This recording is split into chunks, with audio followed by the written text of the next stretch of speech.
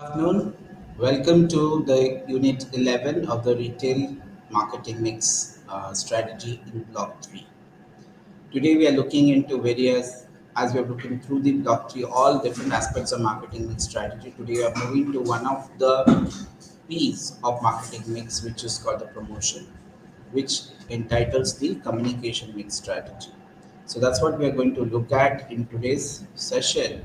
And going forward, we will look into what constitutes communication mix, what are the elements that are there, what are the options available to a retailer in terms of engaging with the customers. So in when we talk about the marketing mix, the concept which was given by Borden talked about the four P's, but in case of services, we had three more P's which were added. In retail management, we also look into the entire seven P's. So, and one of the P's which we talk about, we have looked at is the price and the product, and now we are looking at the promotion. Promotion, as the name suggests, we are going to promote, we are going to present, we are going to offer.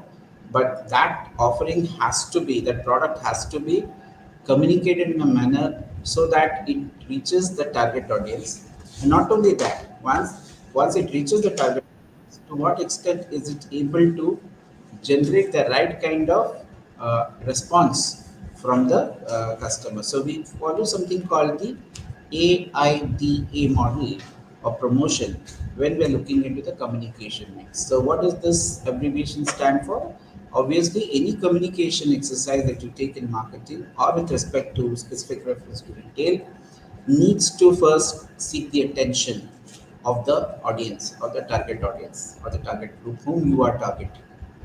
Once you are able to grab their attention, you should be communicating in such a manner, or your content should be so compelling, or the way you are speaking, the way you are communicating or narrating about the brand or the product, it should be so compelling that it creates an interest in the minds of the receiver. Now, once they get interested, they will start searching for more information. In communication, in consumer behavior, also we read about how the consumer takes a decision. From the need recognition to information search. So, somebody who is interested, they will get into better information search. Once that information search has been established, it is likely to, if they are very compelling, if they are very persuasive in their communication, then that particular promotion becomes critical in terms of generating the right kind of desire, desire to, or motivation within the customers to pay heed to the communication and act upon it.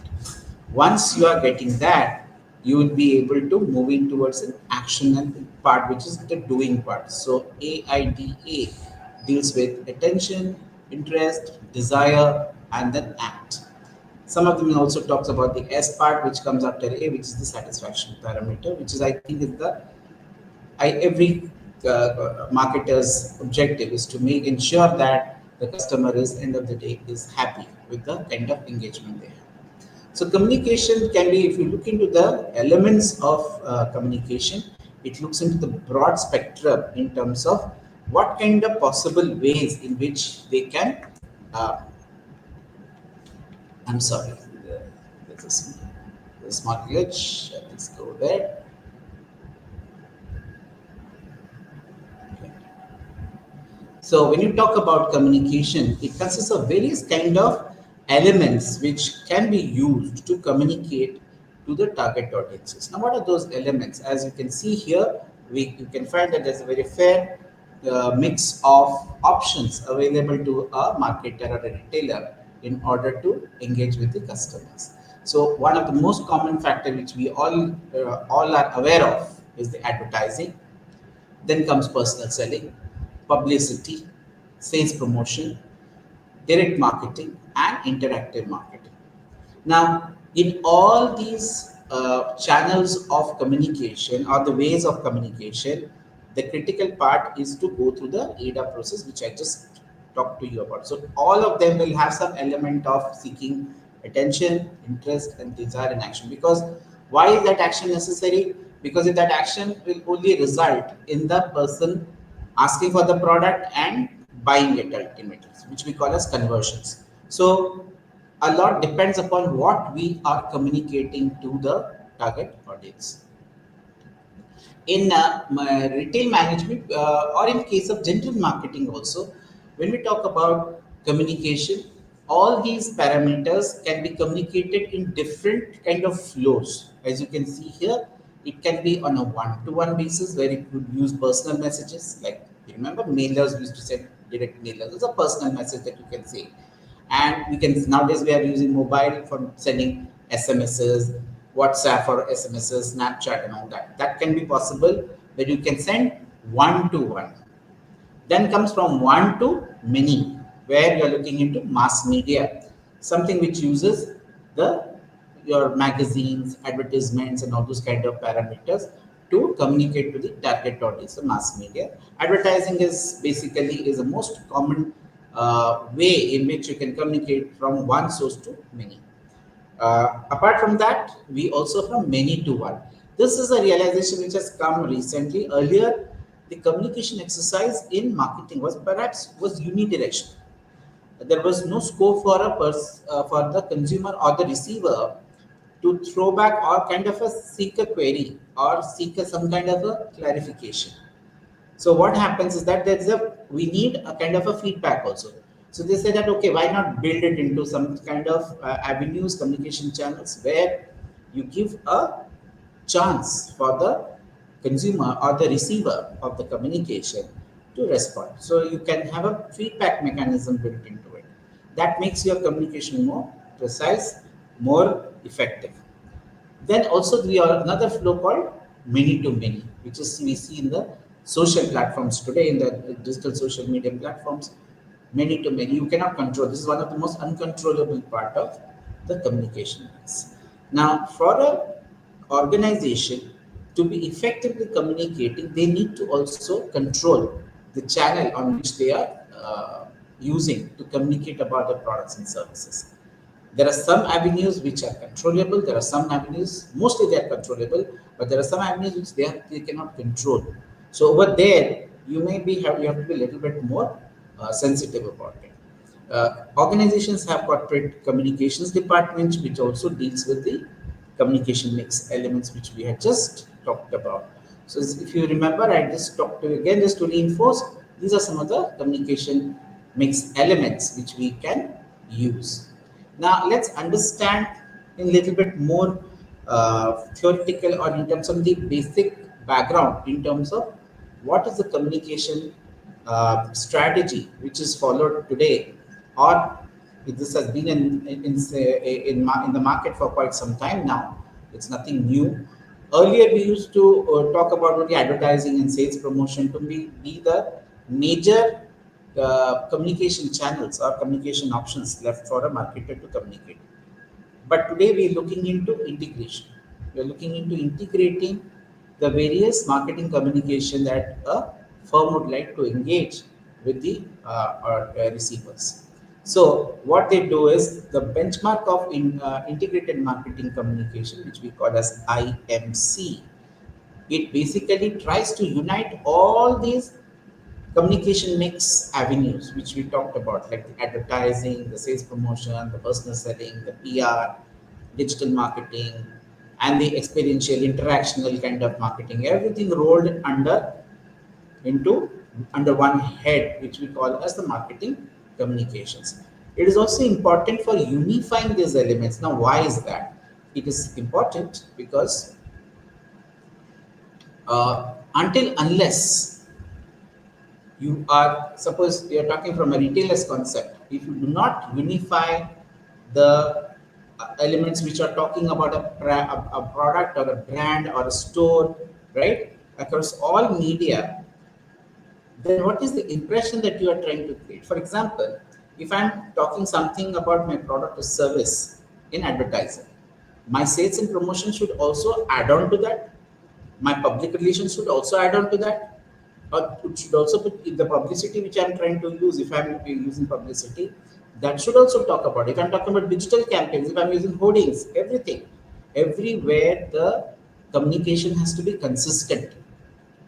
And should why it should be consistent? Because we do not want to create any confusion in the minds of the receiver. So when you are trying to integrate, that is why the word integration is so critical in case of marketing communication. Whatever the channel or whatever the media vehicle that we use to reach out to our target customer, end of the day, we must ensure that whether I'm watching a television commercial, whether I'm seeing a print media ad, whether I'm seeing a promo which is done as a publicity or as a public as a PR activity, everywhere the kind of impression that I should take away, the key takeaway has to be same. It should not give rise to any kind of a confusion. If you talk in two different ways, or that's okay, but the content, the kind of response that you are seeking, right? It has to be on the lines of what the content is. Are they reciprocated by the receiver? Across all the media options or all the channels that we are using to communicate about the particular product or service. This is the most important part of the IMC strategy. When you look at it from an IMC perspective, from a retail context, what does the retailer do? The retailer basically has a need to talk about the product, need to talk about the store, need to talk about the kind of merchandise they have, right? They also need to talk about the various sales promotion that is they're carrying out. Like for example, you have got so many festivals. So what kind of preparations are they doing for the, let's say, for the Christmas time, for the puja time, for Ganpati or Durga Puja in the east? Now, this is a very localized kind of a thing. So you'll find there are certain events which can be localized, can be sensitized. Can you use it as a part for as a platform to talk about the various products? And yes, perhaps you can do that. So when you come to a retailer, they would look into not only the national, I will come to that, not only the national parameters, but will also look into how it engages at a local level. So it could be blending both parameters to convey the message to the customers. But at the same time, whatever be the choice of your options of communication, whether you are doing a roadshow, whether you're doing an event, whether you're doing a kind of a print campaign, or you're doing a hoarding campaign, or you're talking in terms of an advertising campaign in the commercial, in the mass media, or whether you're having a digital kind of an engagement in terms of social media integration, everywhere the communication has to be consistent. That means it should give rise to a similar kind of a response pattern from the customer. Otherwise, it will start boiling down to having something, a different kind of opinion, and people may have different opinion about this particular offering, and thereby it could lead to a very chaotic situation, which no organization wants. It is very, very important for a retailer because it's a very fast moving market, right? Whenever you look into any IMC campaign, you'll find that all these terms, all these elements that we are using, some of them have to be used at very fast pace than the others. In some cases, we could be looking at generating a general awareness. So the objectives are also defined on that basis, that whatever media channels that or whatever channel of communication that we are using, how does it bite to the broad product and the brand message that we are trying to give. Some of them could be very tactical, some of them could be very strategic. So suppose you are trying to expand your product portfolio. Suppose the store wants to say we are not only catering to food and beverages, we are also looking into, let's say, in shopping goods, on apparels or jewelries. We are expanding, so that needs to be communicated. So that has to be carried in all type of communication that we are doing. It has to be consistent. There should not be two different ways of communicating about what the store is trying to get. Now, you can also extend that to the vision merchandising that we do in the store in store. Remember, we talked about store in store. Within the store also, whatever we are saying, everywhere there has to be a consistent message. There cannot be two ways. Like for example, if you're going to the Domino's Pizza, wherever you go, it will have the same look, it will have the same advertisement, it will have the same kind of dress code. All do these communicate about this? Is that it does communicate something about it.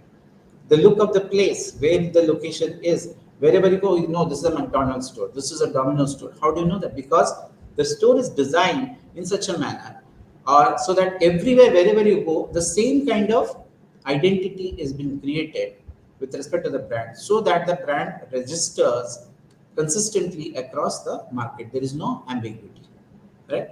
So that is, so it has got both tactical as well as strategic part of the communication strategy. It's a very, very important part, because this is the uh, input stimulus which is given by the retailer or the marketer to the target audience, so that they can get the right kind of response. If there is anything that is confusing, you could be getting very wrong signals from the audience. The audience may not engage with you and may not respond to the kind of message. So that is why a lot of effort is given to make that communication more creatively compelling.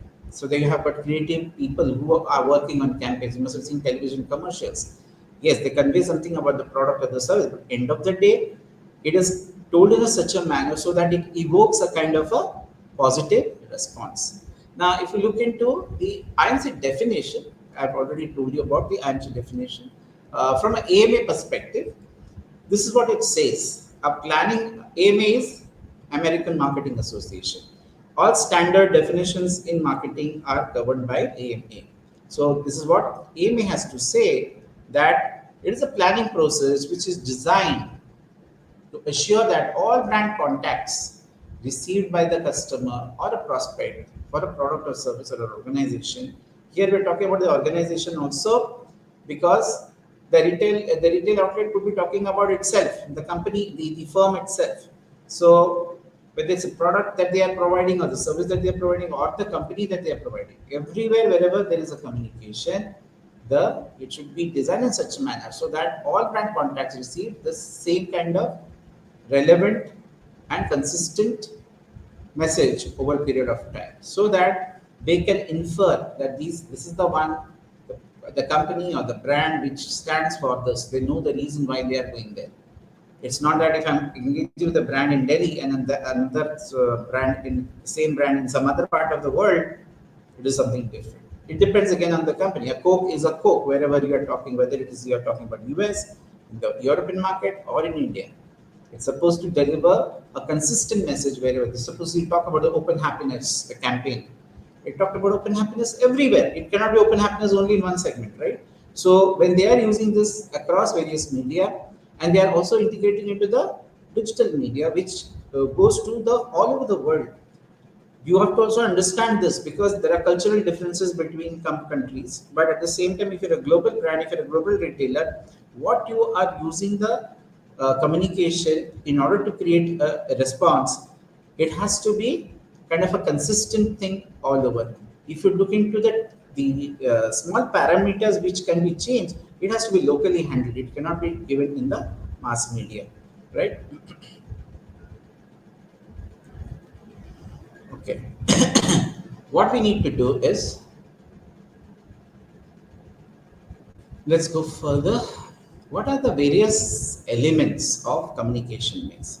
If you look at the elements of communication mix, as I've already told you before, it talks about uh, advertising, sales promotion, personal selling, publicity, and public relations. And of course, we have these are all traditional elements of communication. We look into a little bit of what traditional elements of communication mix are, and under that, we come under the most common factor, that is called the advertising. Now, what is advertising? Advertising is defined as what we are seeing here: any paid form of non-personal presentation and promotion of ideas and goods and services by an identified sponsor. Let's split this. That's why I looked into the key characteristics of advertising. So it talks about various elements. If you see here, there's something called a paid form. That means what the money spent on advertising is evaluated in terms of increased demand. So somebody has to spend that money on that advertisement, which is evaluated to create demand and sales. Now, who is spending that money? There's an advertiser. In this case, it could be the firm, the company, or the retailer. And whatever, and this is what makes it, controllable. That I'm paying for that particular piece of communication, the advertisement that you see, the company is paying for it. So obviously, they are not going to. So people know that this is coming from the company. It's not something which is coming from another unbiased source. Now, what is the non-personal part of? If you remember when we talked about the various kind of flows that are there in communication, one to one to many to many to one. This is a classic case of where one source is giving to the many. So it is non-personal. When I'm putting up an advertisement and I'm talking about a product or service, I'm looking at a particular target audience in mass. They could be spread across states, across, if it is a global brand, it could be across countries also. But generally, we don't do that. Let's say in India, you're doing a mass campaign using advertisements. That means what? From the from Kashmir to Kanyakumari and from here to Assam or to from Arunachal to Gujarat, everywhere the advertisement is going. Yes, you look into what kind of target audiences that you are targeting. So you're not telling anything particular to any particular person. You're talking to a mass. So it has to carry that flavor of that mass when you're talking to them. Then the third component of advertising is that you have to use something called a channel, a medium to communicate about it. So that has to be you use a lot of what we call as channels of media channels or various medium which is used to communicate the idea of which we have created about products and services to the target audience, right? So what are those things? It could be like a mass media, like a television or a radio, or like it's in print, electronic. We have publications in print media, magazines, right? So we can also have online, which is of course these are more traditional. The online are the current things what we are using in the marketplace. And of course, you look into the last part of the advertising, which has got an identified sponsor. If you remember who's the identified sponsor, it is a company which is paying for it. Like say, if I am putting up an ad, I am paying for it. So I am the identified sponsor. If the retailer is putting money into some advertising, the retailer is the identified sponsor, right? Now, in retail advertising, if some time back I told you that large retailers have written at the end that there's a use the blend of both type of both national advertising and local advertising to create the kind of advantage that can happen. Now, national advertising is done, which is basically a central communication which is aligned to the company parameter, what the company decides to talk about the products and services. But the similar communication has to be there throughout all the levels across the country. So the national advertising will take care of that. So if I'm talking about a Domino's, whether talking about a retail chain, they would be talking about national advertising to create a same kind of impression, a common communication for all. And they will use different kind of media to reach out to the people. But for the same retailer, when it comes to operating, let's say, in a place like Kolkata, I would be sensitive to the local market, and we'll have to also see to it that what the local market demands are, what kind of products, what kind of events, what kind of cultural aspects, and what kind of schemes can be informed, can be given to them, which could be very different. For example, in Navratri, you do something in case of Gujarat. Now, if you come to the east, you may do something for the Durga Puja. If you're talking about you're going to the northeast, you could say that, or Goa, you would say that okay, the Christian population is there very strong. We could look into Christmas, though Christmas is celebrated all across, but you curate it according to the local market requirements. Why is that? Because that will give you better traction from the local people. That is why you find that though we put our advertisement in the national dailies, you will also find the same ad being carried in the local dailies, the local newspapers. Why? Because the local newspapers carry people also who are there in that vicinity also. It's not that the others don't watch what we call as a duplicated reach, but there is an opportunity which the advertiser does not want to miss out. That if there is some kind of a campaign which I'm running, I'll try to use a media where I will definitely be able to connect with the target audience. Either so for that, I must understand whether that particular target audience is consuming that particular media. Suppose somebody is not reading newspapers. Nowadays, nobody reads newspapers. They are watching it on the electronic version. So maybe I'll have to fuse it both with newspapers as well as some digital component. But so that because my objective is what if I'm doing local advertising, I have to use for both the print medium, maybe electronic medium, but also I have to go through the digital medium today because that becomes credible. So you have to blend all these things in order to leverage to take advantage of the communication that you are trying to make to the customers. Next, we move to the another component which is called the sales promotion. Now, sales promotion is a very important method of, as the name suggests, to increase the sale of a particular product or a service in a way. You must have come across, if you remember, we are talking about various kind of events.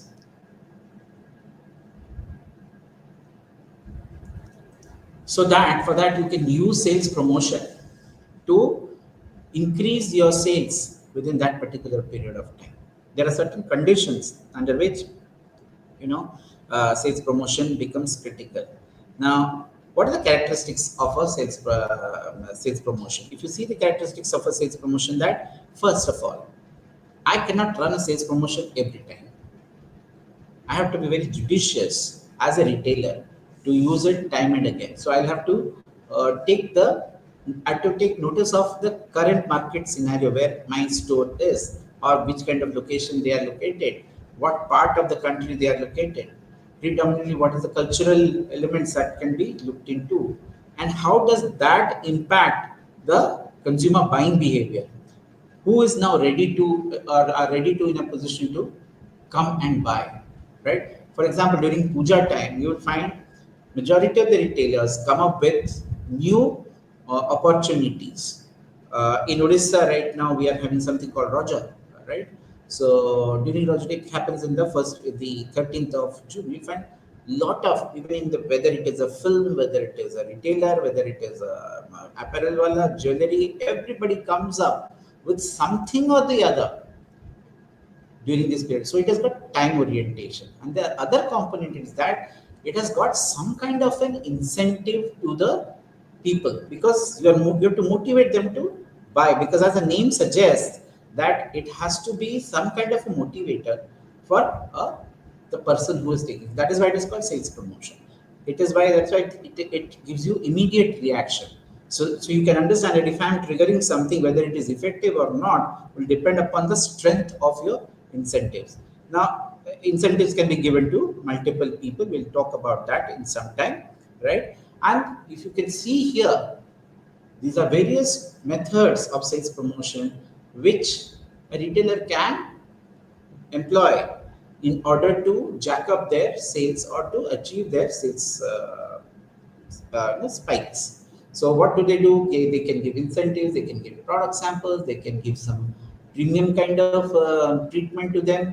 You can have coupons. Coupons are basically discount kind of a thing which you are telling. You can do bundling of those coupons, and you can also have displays, but point of purchase displays where you can engage with people, participate in some kind of a thing, and you can a slogan contest. Those kind of things can be done to engage more with the customer.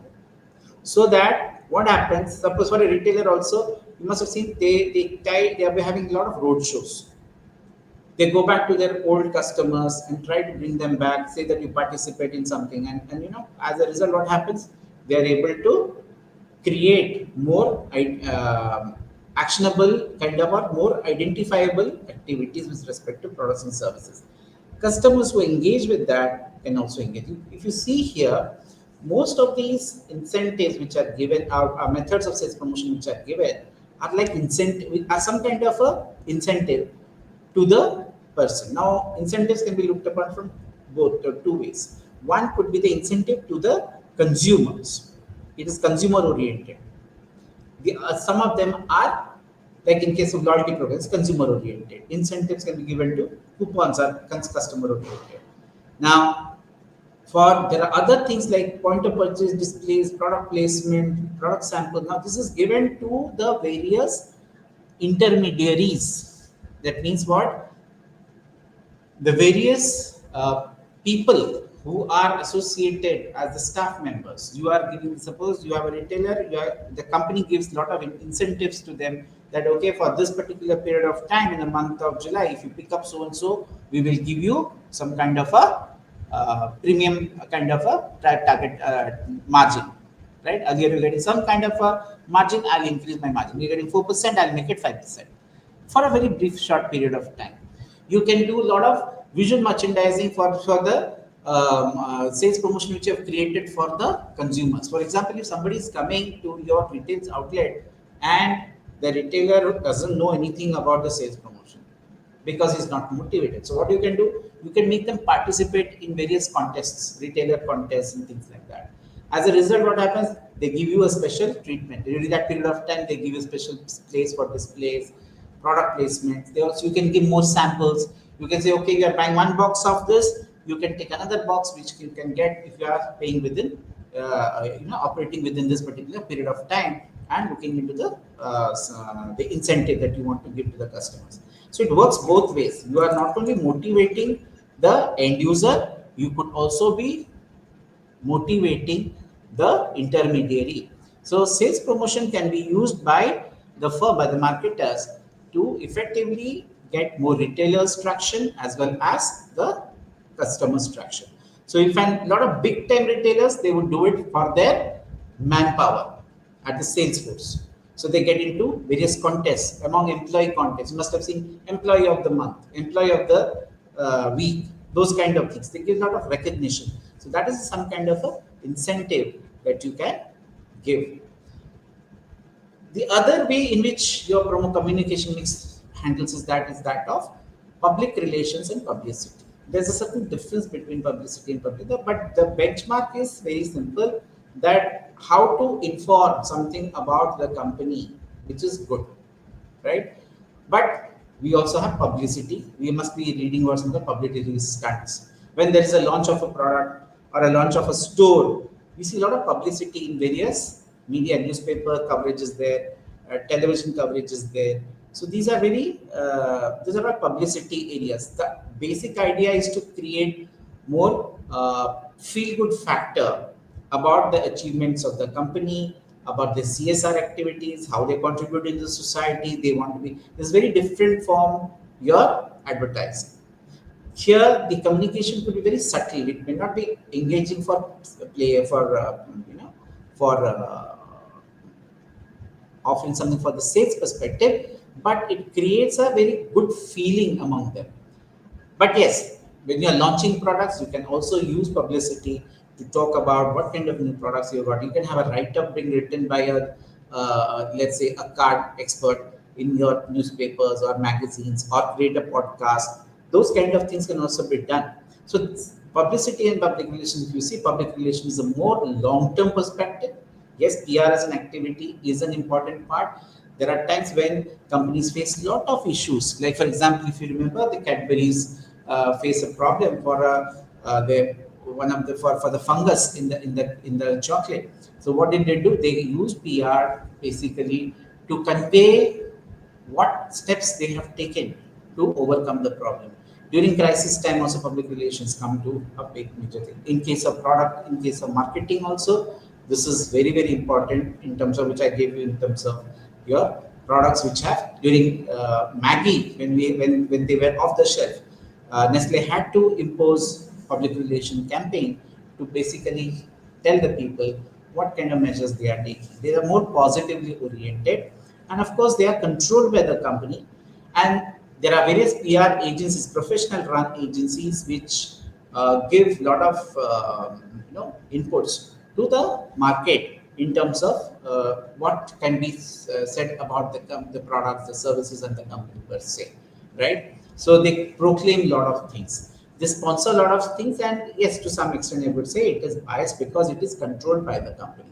Publicity, on the other hand, is a kind of it's a deviation from the public relations in the sense like it is more short-term oriented. It can be both positive and negative. And why it is so? Because it is considered to be, theoretically speaking, it should be unbiased. That means some third party is involved in doing it, to whom you need not ultimately pay. Generally, it is said it's not paid for. Theoretically, you not don't pay anyone. Like for example, any journalist writing about my product or my store, I will not pay them per se.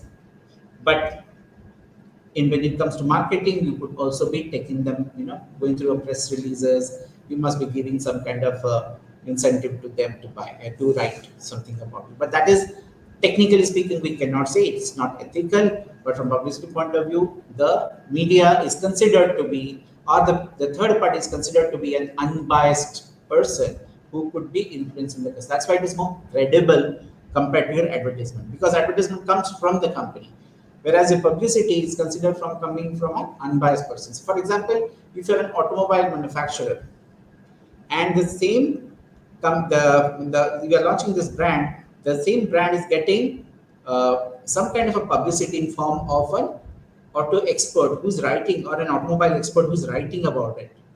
Let's say Dilip Chabria is writing about some new brand of Hyundai, or Mahindra's the EC, the one which is the EV vehicles which has been launched recently. Well, that will find some kind of attraction. And idea is these people vet these products and they give their opinion. There are some influencers also who do it, but then influencers can be paid. But ideally, in terms of publicity, you do not pay, and hence why it cannot be controlled. That's why I said it can be both positive and negative also. So one has to be very careful about what goes out in the marketplace. And when you have press releases, the press release is given by the company, but what is written about it, that depends again on the media representatives. Okay, and that brings us to the other elements of communication mix which we talked about. So far we've talked about the most common traditional methods of communication mix which can be used by the retailer. Let's look at some of the modern communication mix. We are all going through a major digital transformation. Most companies have to recalibrate their communication mix. What they used to do some 10 years ago, 20 years ago has gone a sea change. Thanks to the digital transformation, or the revolution which is taking on us by surprise, and most of the customers, or most of us, have also started adopting technology to be a part of our life. And so much so that today when we are buying products, we are using digital wallets, we are using UPI, right? We don't need to use cash. And we are also learning online, we are buying online, right? Many things are possible today. Now even businesses are also carried online. So when you talk about that kind of an intervention from the technology front, it also has an impact in terms of the marketing perspective. So digital tools do dominate the modern marketing communication mix. Now let's have a look at which are the most common ones which are used by the marketers or the retailers. Okay, I forgot about one particular thing in case of the traditional, that is personal selling. Personal selling, I would say, is the common factor everywhere. I'll come back to it a little bit later. Let me just run through this. Social media, in case of digital social, all of you know social media, that the Instagram and the YouTubes of the world, right? They have dominated the social media. Today, people, it has become almost like a mania. You want to do something, you put it on the Facebook. You want to attend a party, you would like to put up in the Instagram. So they have almost what we call as the social capital of any person is being used drastically. It has its own positives and negatives, I'm not saying that, but from a marketer's perspective, if you see, it is also a kind of a go-to kind of a communication mix element in today's market. Apart from that, we have the mobile apps and websites which can be used for various kind of promotion and transactions. Just now I gave you the example. Most of you are using your mobile apps to access the UPIs and the websites to do kind of promote the search on the online space, and then you also purchase from that. So today's mobile phone has become almost like a unthinkable kind of a component in the life of people. So they are utilizing it maximum to maximize in terms of both, in terms of uh, using of those media for using the mobiles for their day-to-day life activities, shopping being one of them. So obviously, if that is so, it makes important choice for the companies to place their communication, marketing communication through these mobile apps and websites. One to one, again, email and SMSs has been very strongly used to create more personalization today in terms of marketing.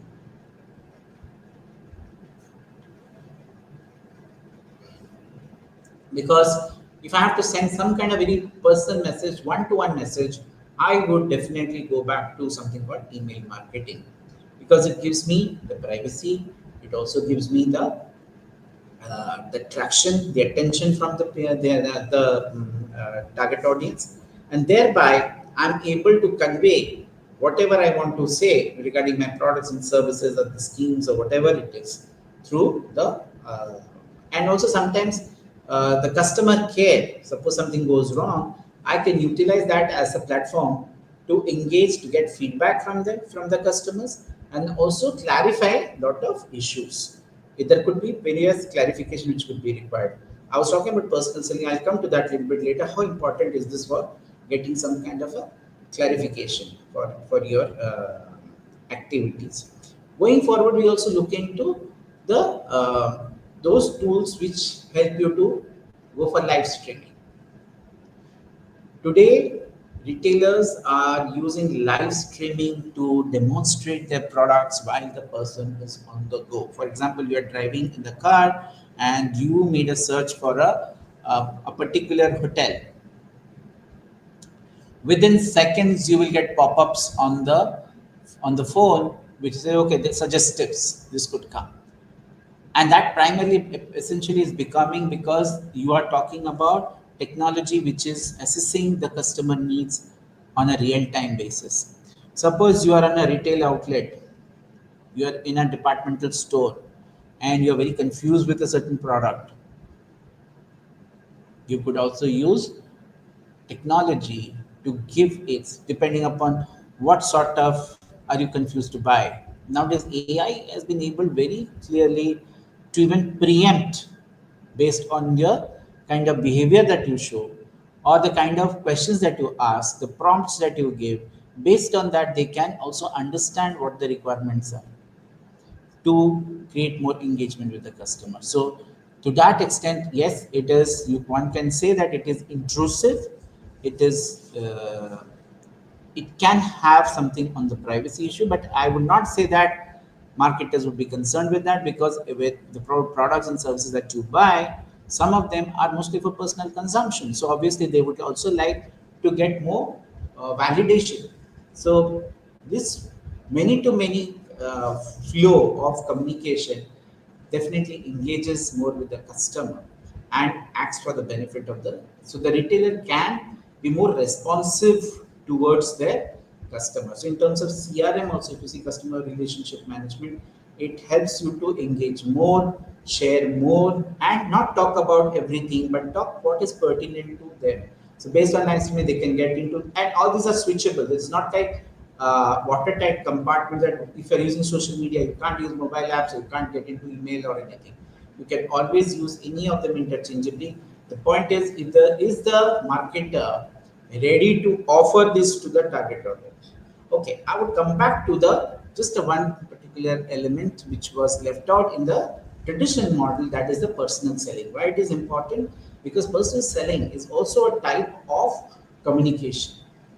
It is mostly used for one to one again, primarily because, and mostly in case of high big ticket purchases. You will not be using that for every kind of products, right? So if you're dealing with big ticket purchases, like for example, an automobile, you would like to engage with the person. So what do? They generate a prospect list. There are different ways of getting generating the prospect lists. And from prospect list, you get down to, nowadays AI plays a very important role in prospecting in this, as far as sales prospecting is concerned. With prospecting means where you are trying to identify a prospective customer. Mostly used in insurance also. And from there, it goes down to connecting them one to one, personal.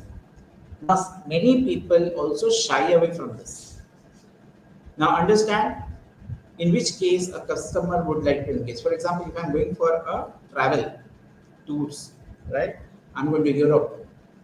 There are standard SOTC, make my trip, those kind of travel retailers who give a lot of packages. But I don't know which one is suitable for me, and I may have a budget constraint. So over there, personal selling becomes a very critical kind of an engagement because where the investment is high, the risk is also high. The customer perceives a certain amount of risk which is higher, and they don't just engage with people just like that. They would do that only with people who give the right kind of information. And sometimes it is to win the trust of these kind of people, it's not so easy.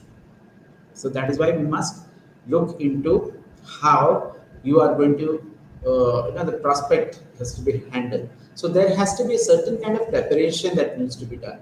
In the B2B space, it is a must. Again, in case of personal in B2C also, in some cases, in case of insurance, where the people are involved in very high risk kind of investment, like you're buying a apartment, you will not take a call just like that. So when a real estate marketer is trying to approach you, they will generate a list of customers depending upon they may curate it, they may blend it with a lot of say social media advertisements, and then create a kind of a desire, the same ADA process: attention, interest, and desire. Once the desire has been shown, then they try to close that particular thing. So what we call closing, opening of the sale and closing the sale. So what they do, they develop they get in touch with the prospective customer, speak to them, ask them relevant questions, and try to identify what are their problem areas, and from problem areas they move to what kind of solutions are they looking forward to, because every customer has its own problem and would like a solution from their perspective. So that has to be understood. Now this is something which a kind of a machine cannot do. That's where the manual intervention is there. That's why personal selling, lot of emphasis given to the person who is interacting. That's why a lot of training programs are done to educate. So today, if I were to invest in mutual funds or a fixed deposits, the bank would have a relationship manager. The relationship manager's role is basically to come and take me through what kind of my need assessments, what kind of a risk appetite do I have. Based on that, they would offer solutions. They will not outright get into offering something or the other. So looking into my requirement, looking into my areas of concern, then I may have lot of clarifications also, which also gets clarified in a personal selling scenario. So the approach that a person who's in say personal sell has to take is to be a good listener, should be able to understand the kind of the pain points that the customer has, and not only if pain points are understood, they should also look into what could be the solution areas that their products and services can attend to. Based on that, they will place the product as a solution to the problem, and if it is a good presentation, well articulated, in that case it may find a buying from the person and ultimately can lead to a closure of a sale. Having said that, it's not easily done. It's one of the most toughest part in terms of convincing a customer. So when it comes to communication mix, personal selling calls for a lot of effort, a lot of training, and it will not be engaged in that case. And it is that since the risks involved are very high in such cases, personal selling, so the customer would like to be, will always be on the toes, will always be doubting, or there could be trust issues. So one has to overcome that, and that is not an easy thing to do. At a personal level, you should be able to listen to some of the things which perhaps you don't like listening. That could be put into be asked by the customer. So how do you handle those objections and clarifications? They may be very biased views about it. So this is an opportunity which gives you and to overcome those biases, and you can basically overcome the customers pain points and can give a solution to their requirements, right?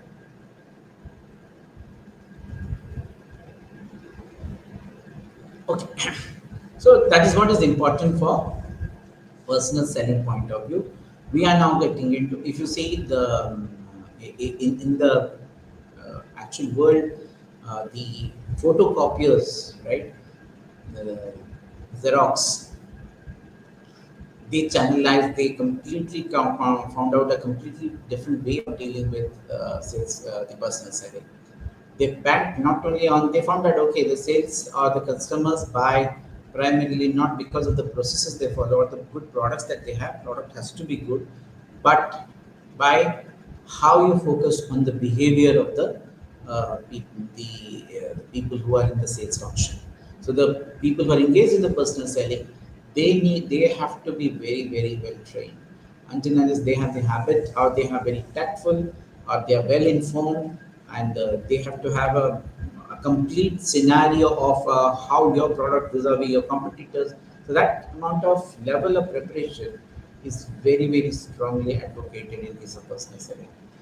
Going by that, I don't know whether AI can really replicate that, to what extent it can do. But yes, there are ways in which some of them are getting automated, but some of them are still not getting, still requires a manual intervention. Take a case of your insurance products. If you are browsing something on the net, immediately you get a chatbot saying, "Are you interested in something? Should I give you more information?"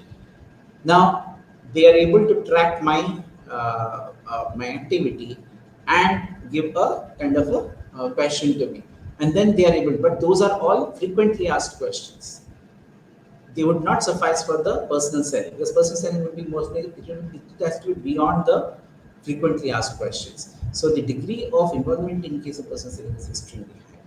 Now let's move to the most innovative steps that retailers have undertaken in terms of communication mix. So for a retailer, they would be using, as I told you, integrated marketing communication, which means both traditional as well as the emerging digital technologies as well as innovative ways of engaging with the customer, because the market is very complex today. Who is consuming what kind of content, communication, and in what ways is very different. So until unless we are have the capacity to involve with our customers or communicate with them using various sort of tools and channels available, it will be difficult for any company, whether it's a retailer or some marketer, to communicate about their products and services, and communication from the point of view of effective communication, which relates to some kind of a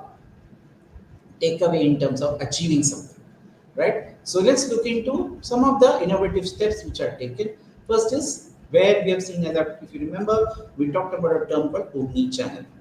It has been seen that customers may do a kind of online search on the net and will buy in the offline stores, or vice versa. Anything is possible. So today, retailers are no longer banking only on the brick and mortar, but they are talking about brick and click strategies in order to engage with us. So even in this case, you have to have both at the offline stores, what kind of visual aids, what kind of communication mix, what kind of the advertisements that you can do, the kind of sales promotion that you do. It has to be properly curated. You have to have signages, all those kind of things. But at the same time, on the online space, also the same thing has to be replicated in a manner so that you can utilize both the tools to engage with the customers. Use of as a virtual reality or augmented reality or chatbots, which I was just talking about right now. Common interactive kiosk you must have seen in the railway stations or in hotels, high-end hotels, of course. You will find interactive kiosks giving a lot of information. You can those becomes in contact points for showcasing, because they generate a lot of money is generated through digital ads which are there. Uh, these tools are also not very expensive like the mainline advertising, which is very expensive because media costs are very high. This can be slightly lesser cost.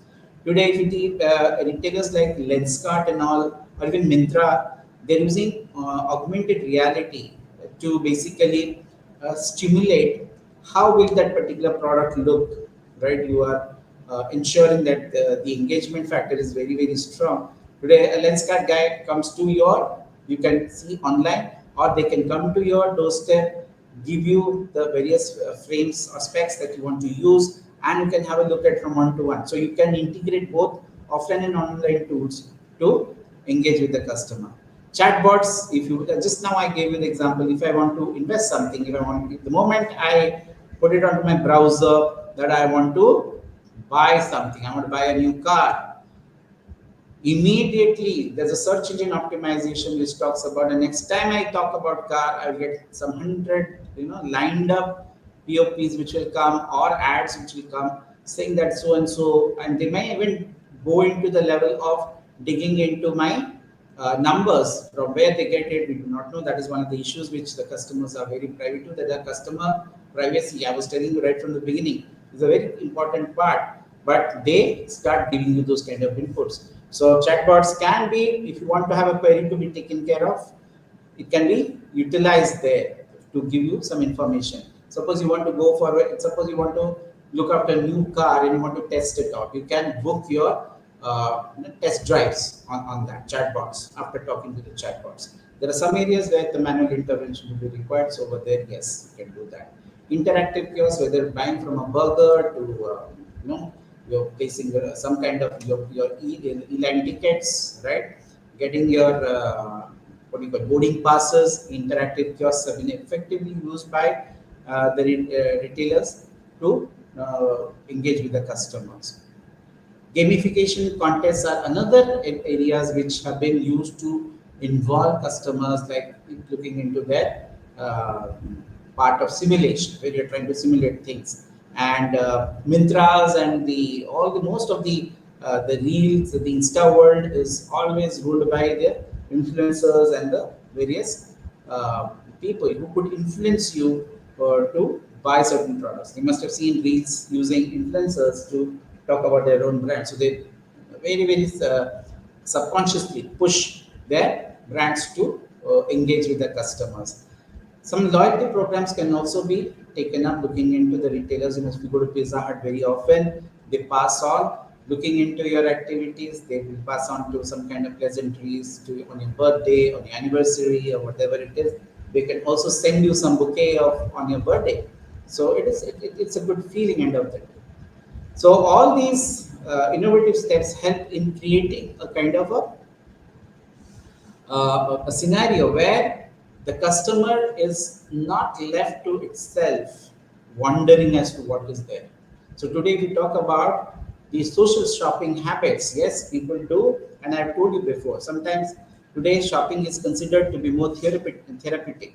So communication channels need to also curate this in a more creative manner. So today's advertisements are very different from what advertisements used to be. It's not just mundane talking about what could be the advantages or benefits that could accrue from the usage of products and services. Today, they create brand narratives, the story behind it. And that story has to be very compelling and forceful in terms of looking into what kind of engagement they want to have with the customer. And as a result, making them a part of that narrative so that it becomes very compelling and they believe in it and they try to converge. So, and another movement is all these innovative steps which you are seeing in the technology front is basically to increase more engagement, the many to many flow, which I was talking about in the communication mix. As a result, what happens? The real time interaction significantly goes up. That is why today, when you are riding on the highway and you're trying to search for a hotel, you may get n number of opportunities or information on your mobile phones. So to summarize, so come to us. Today we look into the communication tool as various tools which we use are available to the marketer or retailers. We have to integrate both traditional and digital in order to use or to communicate about our products. It could be for the general communication as well as the local communication, which will have certain amount of a call to action, where there has to be certain kind of a actionable points at the end of it, and they are also used to create broad level brand awareness and also good feeling with the use of PR activities and publicity activities across, whether it is on the traditional media or on the the digital communication media. So an effective IMC is very vital, as it has been mentioned here, for a dynamic omnichannel retail world, because you are trying to have a complete convergence of communication opportunities in order to create a very compelling, a kind of a relevant kind of a communication with the target audience, which actually works not only for the customer experience but also drives your sales and increases your profitability. With this, we end today's session. Thank you.